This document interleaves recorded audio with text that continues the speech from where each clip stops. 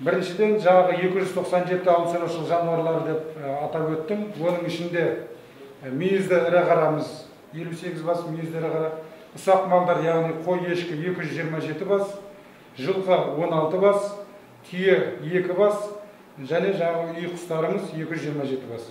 Бұның ішінде жаңағы 58 ірі қараның ішінде бірдейлендіру базасында тіркелгені, яғни сырғаланғаны 34 бас, 24 басында сырға жоқ.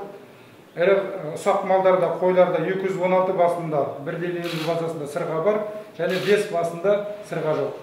Жылқыда жалпы 16 саны, оның үшеуінде таңбаланған, 13-інде таңба жоқ.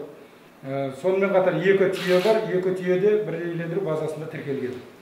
Қазіргі таңда бұл мәселелерді де біздер талқылап жатырмыз. Көбісі мынау ветеринариялық дәрігерлер және ауыл әкімдерінің мәліметтеріне сәйкес көптеген тұрғындар өзінің мынау өткен жылы атаулы әлеуметтік көмек алу үшін қолда бар малдардың барлығын сатып жібердік, басқа қылдық деген сияқты мақсатпен, сондай ұсыныспен, сондай шағымдарымен бірдейлендіру базасынан алып тастаған. Яғни осындай да жағдайлар қазір алып тастадық. Қазіргі таңда бұның барлығы ауыл әкімінің жеке жаңағы ауыл шаруашылық жануарларын жүргізу, есебін жүргізу деген арнайы кітапшасы бар. Сол кітапшада тіркелген, тіркелмегендігін анықтап жатырмыз.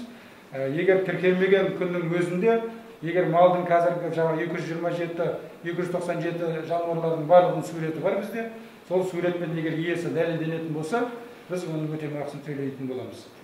Бұнымен қатар мынау 297 ауыл шаруашылық жануарлардың ішінде қазір бір-екі жағдай кездесіп отыр. Яғни Өзбекстанның да ауыл шаруашылық жануарларының осы жаққа ағып келгендігі жөнінде.